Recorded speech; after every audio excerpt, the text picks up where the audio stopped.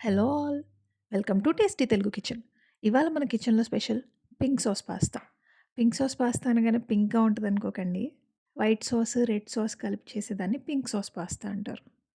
ఈ పాస్తా చేసుకోవడానికి ముందు ఒక గిన్నెలో ఫుల్‌గా వాటర్ తీసుకొని, అందులో కొద్దిగా ఉప్పు, ఒక టేబుల్ స్పూన్ అంత ఆయిల్ ఏసుకొని వాటర్ బాయిల్ అవ్వనివ్వాలి. వాటర్ బాయిల్ అయిన తర్వాత నేనిక్కడ 2 కప్స్ పాస్తా తీసుకుంటున్నాను.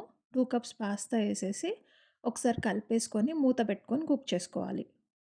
మంట మీడియం ఫ్లేమ్‌లో ఉంచుకొని ప్రతి 2-3 మినిట్స్‌కి మూత ఓపెన్ చేసుకొని కలుపుకొని కుక్ అయిందా లేదా చెక్ చేసుకుంటూ ఉండాలి. పాస్తా కుక్ అవ్వడానికి ఒక 8-10 మినిట్స్ టైం పట్టిద్ది. మధ్య మధ్యలో పాస్తా తీసి చెక్ చేసుకోవాలి. మనం వేసిన పాస్తాని కొద్దిగా కలర్ చేంజ్ అయ్యి ఇలా నొక్కి చూస్తే సాఫ్ట్ అయిందనుకోండి, అప్పుడు కుక్ అయిపోయినట్టే. ఇప్పుడు వాటర్ అంతా డ్రైన్ చేసేసి పాస్తా అంతా ఒక బౌల్‌లోకి తీసుకొని ఒక 1-2 టేబుల్ స్పూన్స్ అంత ఆయిల్ ఏసుకొని ఒకసారి కలుపుకొని పక్కన ఉంచుకోవాలి. ఆయిల్ ఏసుకోవడం వల్ల పాస్తా స్టిక్ అవ్వకుండా ఉంటది. ఆయిల్ ఏయకుండా పక్కన పెడితే ఒకటొకటి స్టిక్ అయిపోతా ఉంటది.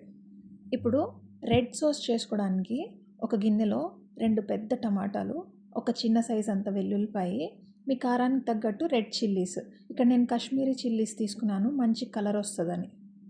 టమాటాలకి పైన ఘాట్లు పెట్టుకొని పైదాకా వాటర్ పోసి ఒక 5-6 మినిట్స్ బాయిల్ అవ్వనివ్వాలి. నీళ్ళు బాగా మరిగిన తర్వాత టమాటా స్కిన్ అంతా వచ్చేస్తుంటుంది కదా, అప్పుడు ఆఫ్ చేసుకొని పక్కన ఉంచుకోవాలి.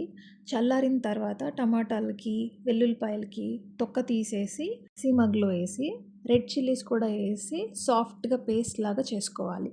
మిక్సీ వేసేటప్పుడు ఏ వాటర్ యాడ్ చేయాల్సిన అవసరం లేదు, ఎందుకంటే టమాటాల్లో వాటర్ ఉంటుంది కాబట్టి స్మూత్ పేస్ట్ చేసుకొని ఇలా పక్కన ఉంచుకోవాలి.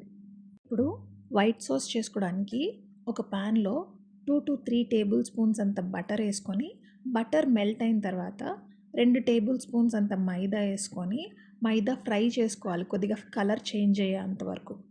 కలర్ చేంజ్ అయ్యి మంచి స్మెల్ వస్తున్నప్పుడు 2 టేబుల్ స్పూన్ల మైదాకి 2 కప్పులంత మిల్క్ కొద్ది కొద్దిగా యాడ్ చేసుకుంటా ఉండలు రాకుండా కలుపుకుంటా ఉండాలి.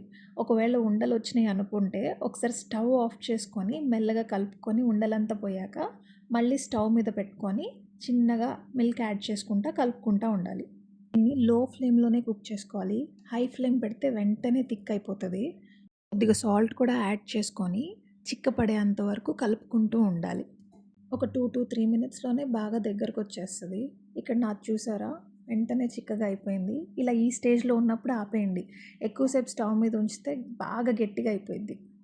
ఇప్పుడు సాసెస్ అన్నీ అయిపోయినాయి కదా, పాస్తా చేసుకోవడానికి మీకు కావాల్సిన వెజిటబుల్స్ అన్నీ తీసుకోవాలి. ఇక్కడ నేను onions, capsicum, broccoli, mushrooms, sweet corn అన్నీ తీసుకున్నాను. మీకు ఇంకా ఏమైనా ఎక్స్ట్రా వెజిటబుల్స్ కావాలన్నా యాడ్ చేసుకోవచ్చు. పాస్తా చేయడానికి ఆయిల్ కన్నా బటర్ యూస్ చేస్తేనే చాలా బాగుంటుంది. ఒక ప్యాన్లో 2-3 టేబుల్ స్పూన్స్ అంత బటర్ యాడ్ చేసి బటర్ మెల్ట్ అయిన తర్వాత ఫస్ట్ వెల్లుల్లి వేసుకోవాలి చిన్న చిన్న పీసెస్ చేసుకొని. తర్వాత మీరు తీసుకున్న వెజిటేబుల్స్ అన్నీ వేసి ఫ్రై చేసుకోవాలి. ఇక్కడ నేను మష్రూమ్, కార్న్ యాడ్ చేయట్లేదు. ఈ వెజిటేబుల్స్ అన్నీ కొద్దిగా సాల్ట్ వేసి కొద్దిగా కుక్ అయిన తర్వాత లాస్ట్లో మష్రూమ్, కార్న్ యాడ్ చేస్తాను. ఎందుకంటే మష్రూమ్ ఈజీగా కుక్ అయిపోద్ది. కార్న్ని కూడా ఒక 2-3 మినిట్స్ కుక్ చేస్తే చాలు.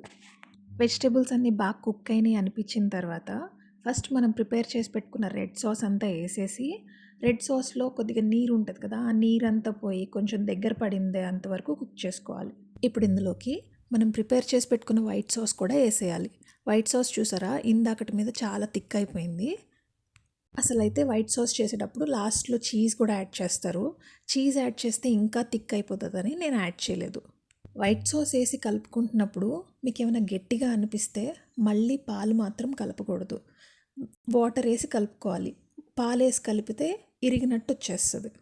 తర్వాత కొద్దిగా ఉప్పు, ఒక టీ స్పూన్స్ అంత ఒరిగానో వేసి ఒకసారి కలుపుకొని మనం కుక్ చేసి పెట్టుకున్న పాస్తా కూడా వేసేసి లో ఫ్లేమ్లో ఉంచి ఒక 2-3 మినిట్స్ కుక్ అయిన తర్వాత లాస్ట్లో మొజరెల్లా చీజ్ యాడ్ చేసి చీజ్ మెల్ట్ అయ్యేంత వరకు ఉంచుకొని ఆఫ్ చేసేసి దించేసుకోవడమే.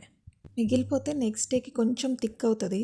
మళ్ళీ కొద్దిగా వాటర్ యాడ్ చేసుకొని ఒక 3-4 మినిట్స్ స్టవ్ మీద పెట్టి కుక్ చేసుకుంటే చాలా బాగుంటుంది. మా వారికి, పిల్లలకి ఈ పింక్ సాస్ పాస్తా అంటే చాలా చాలా ఇష్టం. మీరు కూడా ఖచ్చితంగా ట్రై చేసి మీ ఫ్యామిలీ మెంబర్స్కి తినిపించి ఎలా ఉందో కామెంట్ చేయండి.